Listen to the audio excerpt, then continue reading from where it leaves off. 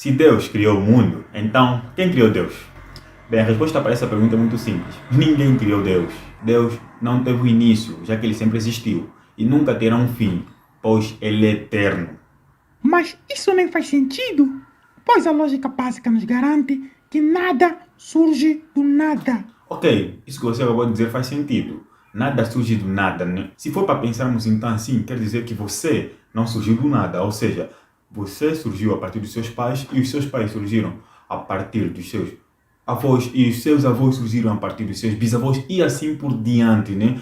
Uma causa gera outra causa. Então, se formos para pensar desse modo, nós vamos sempre regredir até o infinito, que de acordo com Aristóteles, não faz sentido nós estarmos a regredir de forma infinita sem chegar a lugar algum. Nessa lógica, sempre tem uma causa que deu origem a outra causa, que deu origem a outra causa, que deu origem a outra causa, que deu origem a outra causa, regredindo assim infinitamente. Porém, tem que se chegar a um ponto em que vai ter uma causa que é independente de outra causa, sabe? Algo que existe por si só, sem depender de ninguém. Então, com base nisso, o filósofo Tomás de Aquino, em uma das suas 5 vias que provam a existência de Deus, ele garante que tudo no universo está em movimento. Então, nada nesse universo está em movimento por si só, ou seja, nada se move sozinho. O quê? Olha eu aqui me movendo sozinho e livremente. Ok, você aí em casa, né? Você pode mover os seus braços, você consegue mover os seus braços.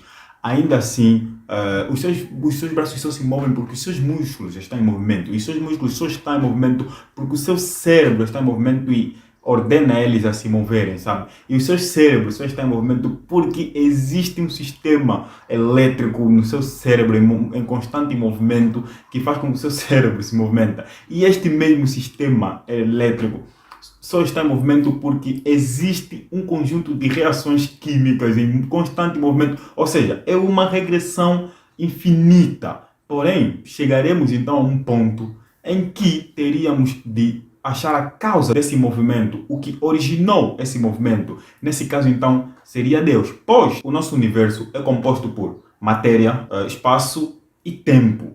Então, o ser que tem que dar origem ao nosso universo seria alguém que está além do tempo, pois ele é quem criou o tempo, está além do espaço, pois ele é quem criou o espaço, e está além da matéria, pois ele criou a matéria. E mais, pelo fato de todo esse universo ter essa configuração lógica, coerente e organizada, este ser tinha então de ser consciente. Agora eu te faço uma pergunta. Qual ser então está além do tempo, além da matéria e além do espaço e é consciente se não for Deus? Isso pode ser um pouco complexo de se entender. E algo que me ajudou a entender bem isso foi quando me explicaram sobre o fator tempo que não afeta Deus, já que Deus foi quem criou o tempo. Ou seja, se o tempo não afeta Deus, então para Deus não existe um início dos tempos, sabe? Não existe um começo. Ou seja, ele sempre existiu por causa disso. Porque quando você tira da sua cabeça